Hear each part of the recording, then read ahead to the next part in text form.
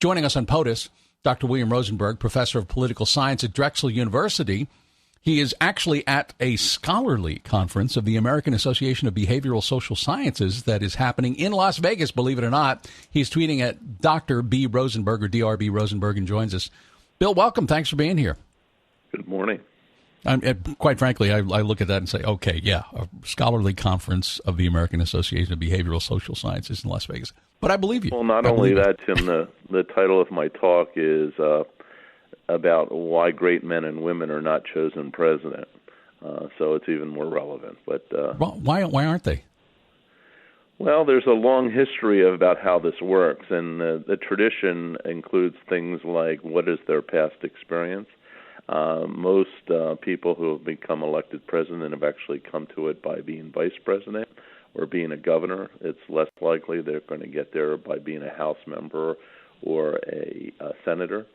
And another big factor has always been the issue of military service. And generally, we viewed our military people who go on to become presidents as heroes, national heroes, which acts as in a certain way as a discriminatory factor against women, because historically women were less likely to be candidates for president, but they were also less likely to have had military experience.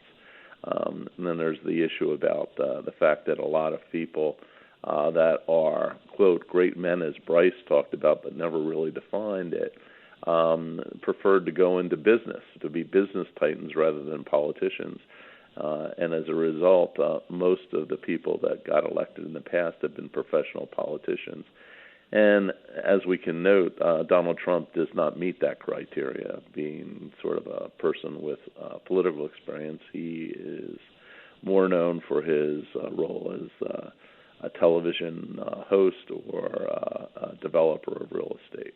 So those are some of the factors that come in.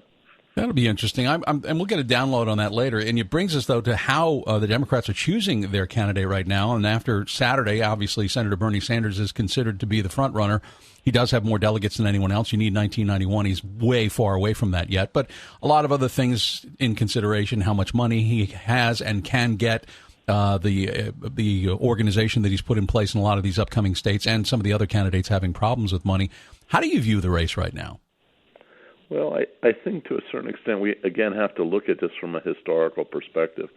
You know, going back to the beginning of the 1900s, there were no such thing as primary elections. The power brokers, the political bosses, they were the ones from each one of the states that helped determine who the candidates were going to be and who was going to win the nomination. But as we tried to sort of reform politics and take it away from political machines and allow people to vote, over time we've developed more transparency, but also caused a little bit of an issue for the parties to be able to maintain control over their own entity, i.e. the Democratic or Republican Party. And as a result, for example, today we have a couple of people that are running strong in the Democratic primary who are not even really Democrats. You have Mike Bloomberg and you have Bernie Sanders, and they have a possibility of representing the party, more so obviously Sanders than Bloomberg. But at the same time, we also have to recognize that the primaries have, to a certain extent, fell victim to political activism. The people that are voting in primaries today are more politically engaged and more politically involved. But we have to remember that that's not the election for president. The election for president is November. And essentially, most independents are locked out of this process. But you have to have the independent vote to be able to win in a November election. So the question is, how are you best determining who should represent a party in terms of electability to win not only the nomination, but also the general election?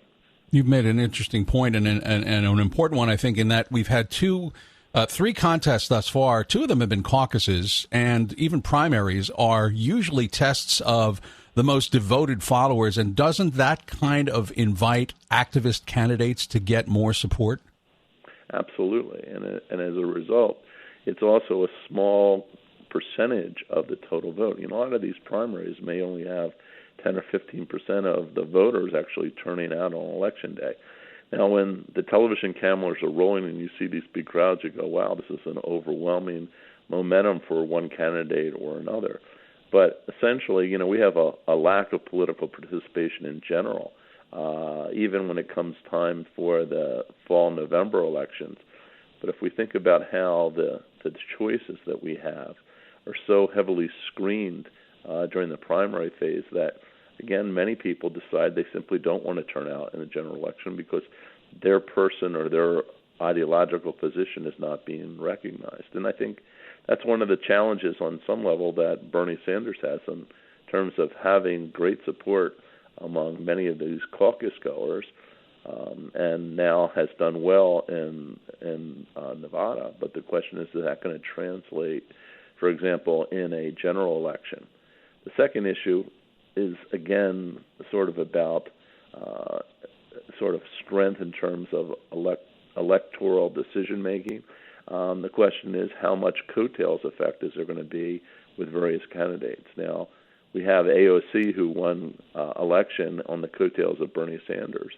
But at the same time, we saw that Joe Biden in this past 2018 election was out campaigning, and most of the people he campaigned for House seats, particularly in tough districts, won. So is Sanders going to be able to keep a House of Representatives controlled by the Democrats, and also is he going to be able to keep momentum towards taking control of the Senate? These are all open questions.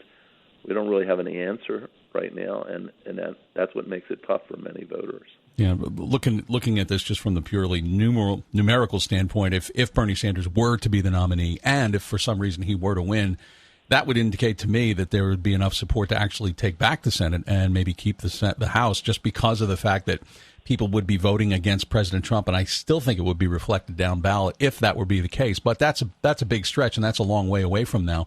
One of the other questions, and you mentioned that Bernie Sanders is an independent, and he's still an independent, not yet a Democrat, although I think he registered as a Democrat to get into the New Hampshire primary. But the question is Michael Bloomberg. He's not a Republican. He's not a Democrat. He was an independent. Now he's registering as a Democrat. He skipped the first couple of events. He's now not even on the ballot this weekend in South Carolina. He'll be on the debate stage again tomorrow night. His first test will be next Tuesday. Can this strategy work for him? Well, I actually think that Mike Bloomberg made a strategic mistake. He claims that his biggest goal is to make sure that Donald Trump is not reelected. And secondly, he's pledged to support financially whoever is the nominee for the Democratic Party. I actually think that Mike Bloomberg probably would have been more effective not running as a Democrat, but running as an independent, because that probably would have drawn off a significant number of establishment Republicans who did not want to stay in the camp of Donald Trump, and would have thus helped the Democrats win the election. But that's a decision that he did not make. He decided that he wanted to be the person who was running. He thought, I presume, that Joe Biden was not going to be the establishment candidate that he thought would win the nomination. So that's why he jumped in. But I think if he would have stayed as an independent, he would not have had to essentially get in such an embarrassing situation in the Nevada debate, and wouldn't have to face other debates until perhaps the fall November election debates, and could have had a strategic influence in terms of the direction the country was going to take. Speaking of strategic decisions, and this will be the last question, that'll be the debate tomorrow night, do you expect that once again Michael Bloomberg will be the recipient of all the attacks, or are people actually going to start taking on the frontrunner, Bernie Sanders? Well, I think there's probably going to be some residual effects of taking on Mike Bloomberg, particularly by Elizabeth Warren, because I think Elizabeth Warren found a very high note in being able to attack him, and he is a great foil for her. And I think we also see that Elizabeth Warren has a high degree of restraint in ever going after Bernie Sanders. The rest of the field is another story. They're going to probably aim their assaults more at Bernie Sanders, because it's clear that he's the bigger threat to all of them, and as a result, they'll probably attack Bernie Sanders. But I think Elizabeth Warren will probably keep her powder dry against Sanders and go more after Bloomberg. Bill, thanks for joining us. I know it's early, but you're getting ready for your big talk today, so good luck with that, and we'll catch up with you down the road. Thanks so much. All right, you take care. Bye-bye. You too. That is Dr. William Rosenberg, professor of political science at Drexel University in Las Vegas. He is speaking today, Why Great Men and Women Are Not Chosen President. Anyway, that's at a scholarly conference, as he called it, the American Association of Behavioral Social Sciences in Las Vegas. Joining us, though, this morning and tweeting at DR, as in Dr. DRB Rosenberg, ROSENBERG.